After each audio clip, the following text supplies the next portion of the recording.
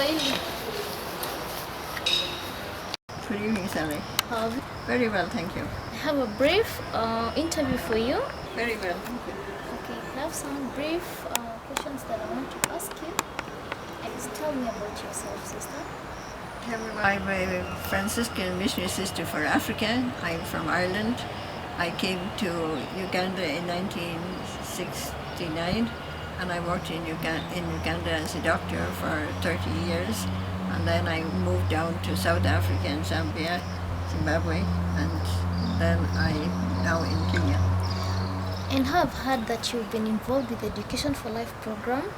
Yes, actually in 1981 I went to Dakar for an AIDS conference, and a whole group of us there from different Christian churches met together and we said, what is the real answer to the spread of HIV in Africa? And we came up with a statement of belief to say that it was really, we needed to look at the behaviour, the root causes that were spreading the AIDS, and to address those. And there was a sister, a medical missionary sister with me at the time, and she came up with the process Education for Life. And we started it then in Uganda. We started the behaviour change process and ran many workshops and seminars on it. And then we began to, as we got more and more experience, we began adding some more things to it. And then we realized after 2 or 3 years that many of the people who went to the program also needed ongoing support afterwards. So we started Youth Alive clubs, which are ongoing support clubs for people who've made that commitment to abstain and to or to be faithful within marriage.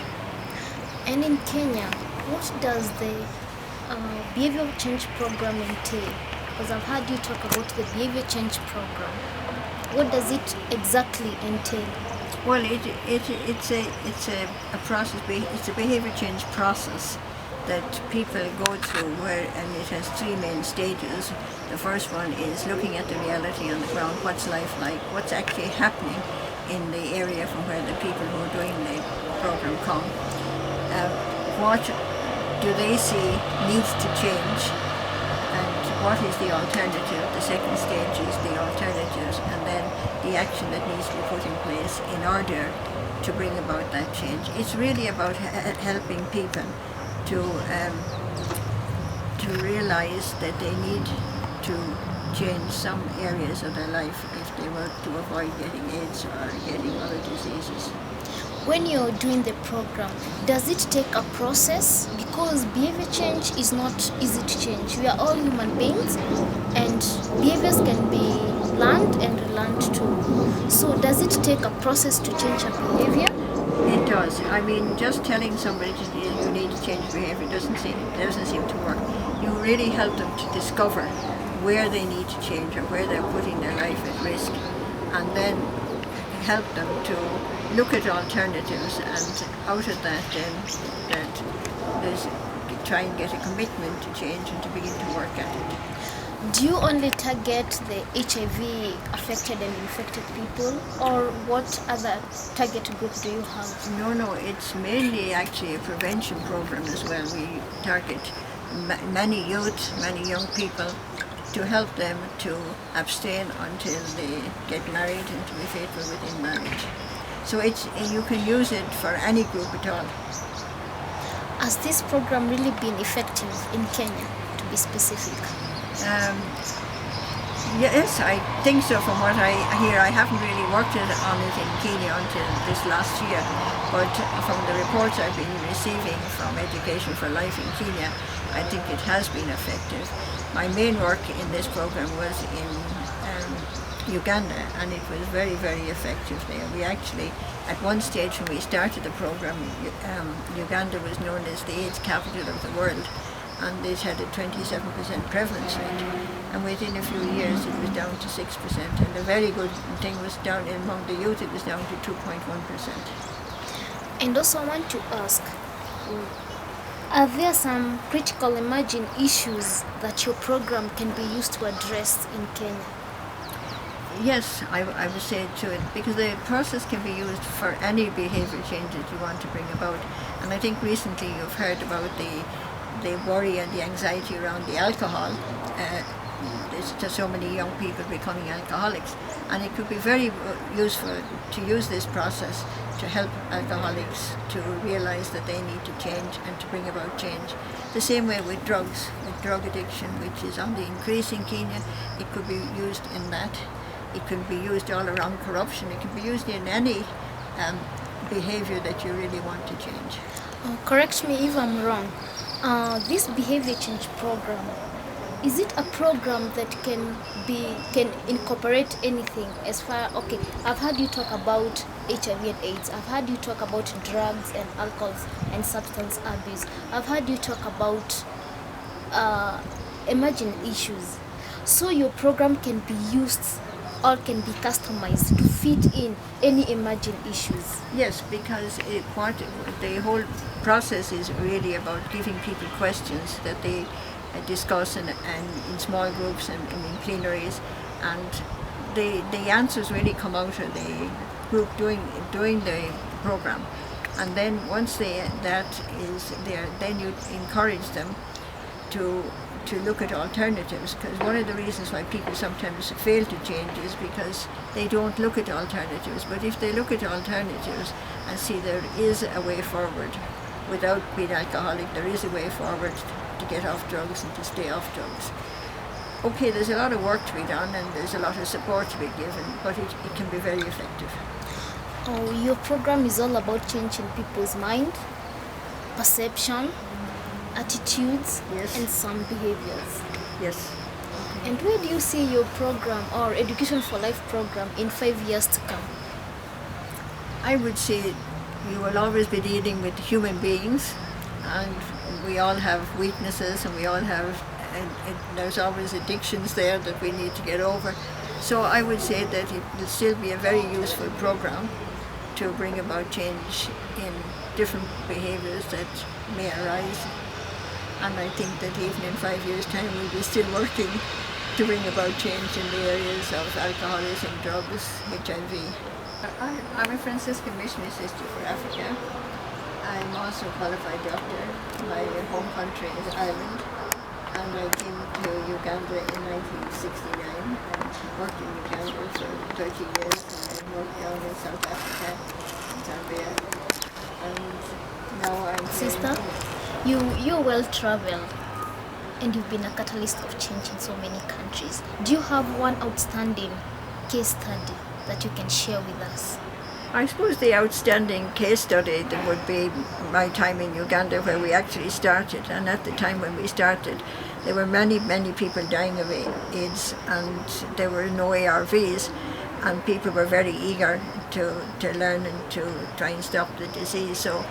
And we really worked very hard, and we got a lot of people involved. We trained a lot of people at the university, and we got them going out into different parts of the country, and we set up offices in 4 districts, and so we had a very active program in Uganda, and so it spread to many places. And then the Youth Alive clubs caught on very quickly, and today there are over 500 Youth Alive clubs. These are young people who've done the program and who've made a commitment to abstain and to avoid drugs and drink and stuff until they get married, or at least no sex until they get married. So it's had a very big impact there. And we also run a musical festival and drama festival every year, which keeps the momentum going among the young people. Okay. And I think chastity will go a long way as far as youth and HIV. The big thing in Uganda was that we had the support of the president and his wife, and they really supported the president. The president supported the program. He was also a catalyst, if you like, for people not being promiscuous, and his wife did a lot of work, especially working with young women, and promoted the values of virginity, which was very ingrained in their culture. So in that sense, it's because of the support, it was great. Thank you, sister, for your sharing. Great program there you're doing, sister, and I'm so grateful for today. Great work, and God bless you. Thank you very much, Sally. And the same as you. Continue the good work here in Kenya. We are so grateful.